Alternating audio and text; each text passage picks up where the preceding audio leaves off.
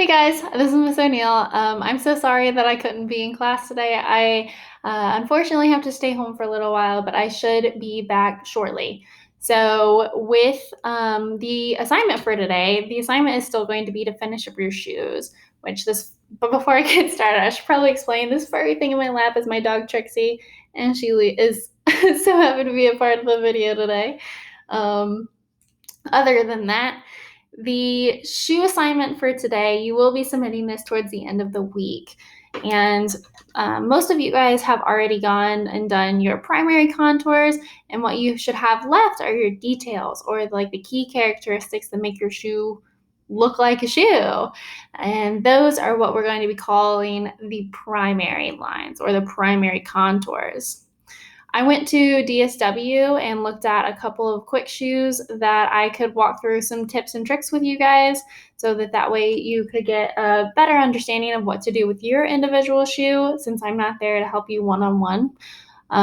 But if your shoe is not covered in one of these four shoes, then please still watch the video because I think that there are still things that you could learn and hear from my voice that could actually help you think through your issues that you might be facing. First of all, please make sure that when you're doing these details in any of these shoes that you're actually carving these things out instead of just drawing them in. I can notice a huge difference between the ones that are drawn versus the ones that are carved. Now, I wish I could show you the actual shoe examples here. I have some that I have online, but in all honesty, I remembered that there are the shoes that are sitting up in front of the classroom, and I really, really want everybody to take a moment at some point during the class, walk up, pick them up, look at them, feel the laces, turn it over, see what they did on the bottom, touch the sides, see how some of them come out in certain areas, and some of them are like popped back in other areas. And as you're going through that process of like tactilely discovering how that shoe was carved, that can help you think through that along with things that I'm saying to figure out how you're going to carve your shoe. But without further ado, we're going to get started. So the first shoe I'm going to start with is going to be this, let's see.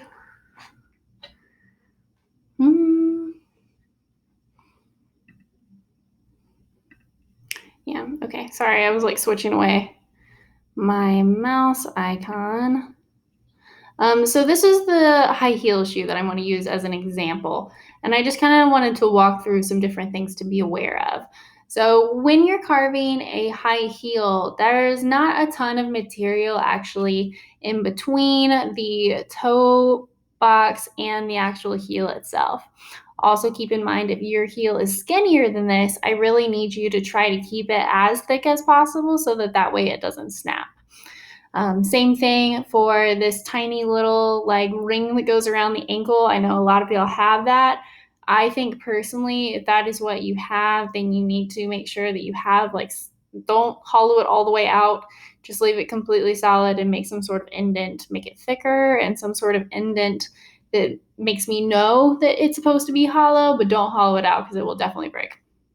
And then for shoes that have buckles. So here you can see this beautiful little buckle that is popping out and over the top of it.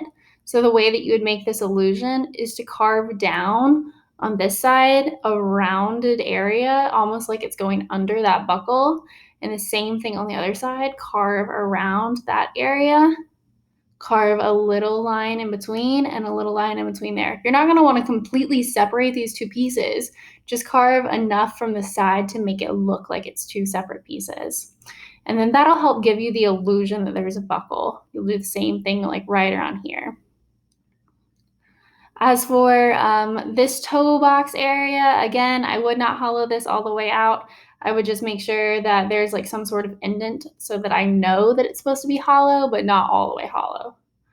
Same thing for the back of the heel. Probably wouldn't get it as thin as a typical shoe would be, just thin enough that we know that it's supposed to be that way.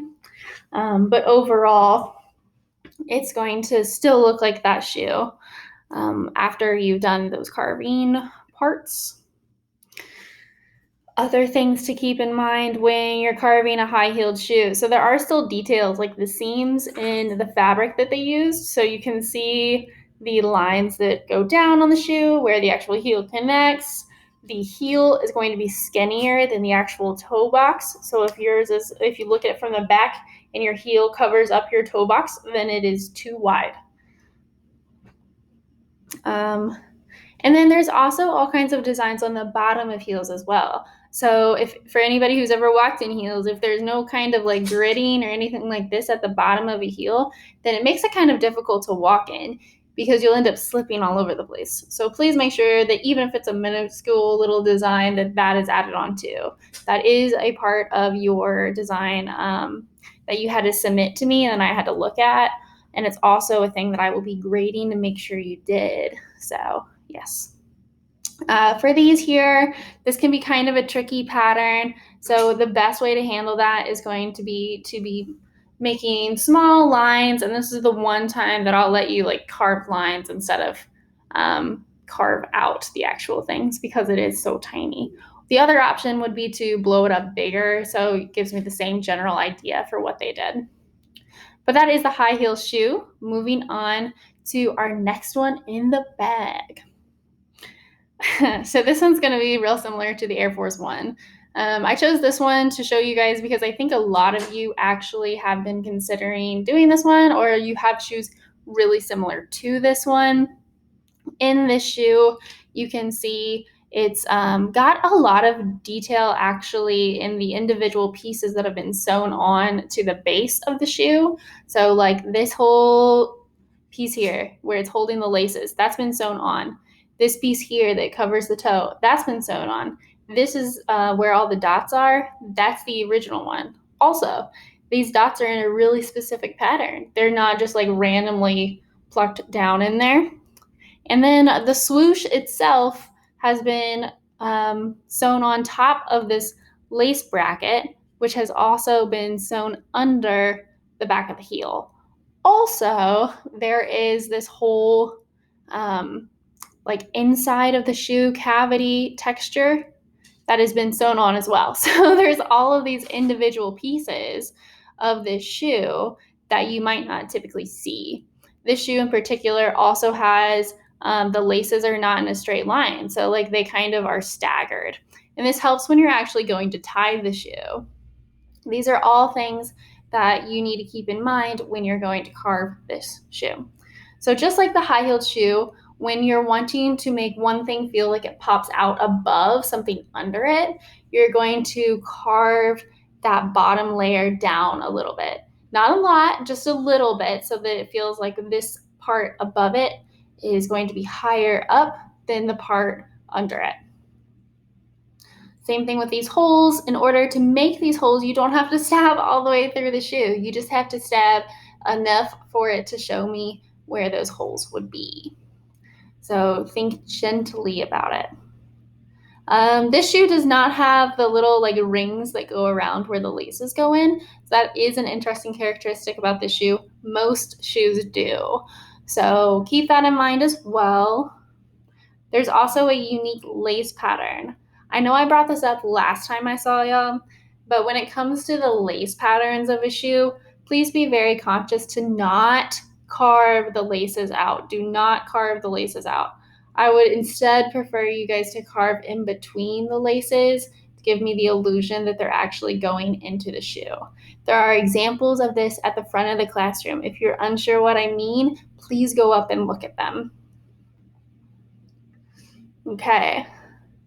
So other views that might help with certain things. So when you're looking at the actual side of the shoe, another thing that I'm seeing is this magnificent line where the sole of the shoe can actually be seen. So this first line here, you can see where the sole of the shoe is sewn into the leather or pleather of the shoe. So that's a thing that you'll want to make sure if your shoe has, you add that in. The back of the shoe with the Nike on the back is the outwardmost part of the shoe. You can also see where the tongue is on the inside of the shoe, so it's not popping out. It's not like over top of where the laces are, it's under where the laces are. And so yours needs to look like that as well. And then the last thing is the bottom of the shoe. So I feel like when people start the bottom of the shoe, they start with the designs that are in the center. So like this circular pattern, which is cool, but then they usually do it all the way to the edge and forget about this border. Every single shoe has a border. So please put that in as well. And it continues only to a certain point. So this area that you're seeing from here to the toe is the toe box. And then the space in the middle is like where your archway is. And then the space in the end where that pattern continues is where the ball of your foot is. So it should not be just one giant circle pattern. Be specific. Look at it the whole entire time while you're carving. Moving on to the second one third in the bag. And that's going to be our very classy Vans. So our Vans are going to be another good option for you. They have some other interesting things. I think a couple of people are specifically doing this shoe, and that's why I picked this shoe. I used my Van as an example in class for how to go toe to toe and like the bottom of the shoe and stuff like that. And I have noticed people are having issues with the bottom of the shoe. So one thing in particular that's unique about the Vans is the way that they have overlapped the actual rubber and on the very, very back of the heel. So this little red logo that stretches across, that is the Van logo. And if you've had a pair of Vans long enough, then you would know that this slowly wears away, and that's how you know it's time to get a new pair of shoes. When this wears all the way down into the back. I do have a pair of Vans that I did that too. And then also, I've said this to pretty much everybody that I think is doing a pair of Vans. Not only are there the lines that go across and then back, the way that you make the lines that are specifically only on the toe box for actual skating. So if you do actually skate with Vans, this is an important characteristic to help with grip. These lines are just going to cut across where their corners meet. And then the same thing on the next one. So if you're making correct lines, they're only on where the actual like knuckles of your toes would be. Thinking about Van lacing, there's all kinds of different ways to lace a pair of Vans. Mine, I just lace straight across, and then I've actually cut off at the bottom. So if you want straight across laces, I think there's an example of that at the front of the classroom if you'd like to see it. I would be fine with that as well. Otherwise, you need to carve in between each individual lace to show me that they are actually going into the shoe. These shoes as well do not have one of those little eyelet-y things. Or not eyelets, like where the metal structure that holds the shoe together, but some do. So if yours isn't the shoe, then you might need to look at that. It does have an extra spot here, kind of like that you would grab to pull it up on your heel, but it doesn't lift up. So that's a thing to think about. Again, this tongue is tucked inside of the shoe. It is not on top of the laces. When you're looking at the individual pieces, so like the individual pieces that have been sewn on, this shoe is nice because you can see where those are because of the white stitching. So like this piece here is actually going to be a puffier piece of the shoe. And then this piece here is going to be a little bit tougher along with the toe, again, to support the actual skateboarder so that way they're not sliding out of their shoes. But again, these pieces are sewn on top. And that, I think, is going to wrap up where the Vans are. Again, I really like, Vans are a good sturdy choice. I like when those turn out. And then the last one is going to be the boot example. So I just pulled up a pair of Tims because I figured that they're close enough to some of the work boots that y'all have looked up. I know some of them are Red Wings, some of them there's literally all different kinds of work boots that you guys have found, and that's very interesting to see because I like my work boots. But these Tims here are a good example of a couple things to keep in mind. So Tims in particular have different laces than other shoes and that they're circular instead of flat.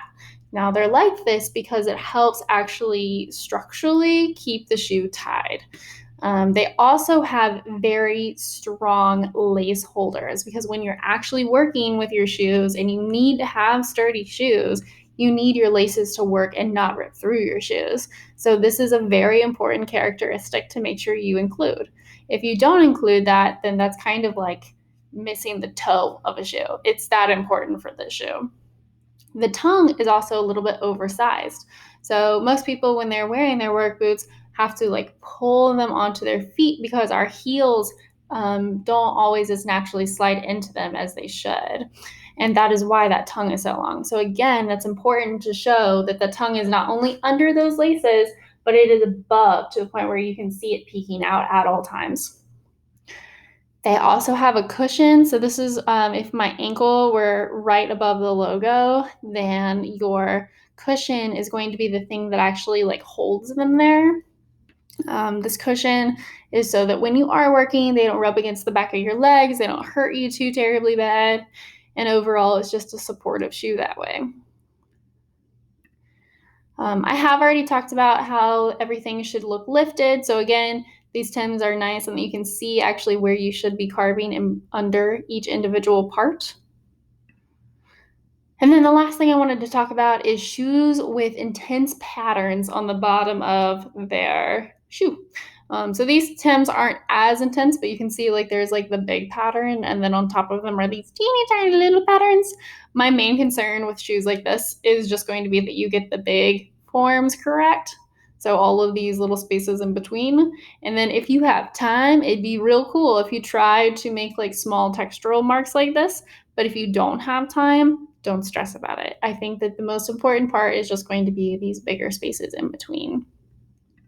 So the last thing that I have to say to you guys is I'm so proud of how much you guys have gotten accomplished this far, and I should see you probably by the end of the week. Thank you so much for all your hard work, and email me if you have any specific questions. If I don't get back to you though, or like if you email me and it's been more than 5 minutes since you've emailed me, don't just stop and not do anything. Keep working, keep trying your best to solve your problem on your own. And that's, you guys are all really, really smart and capable students. And I feel like I have got a really great group of kids this year because you guys are all such good problem solvers. Anyway, I'll see you all soon. Thank you for watching through the end of this video.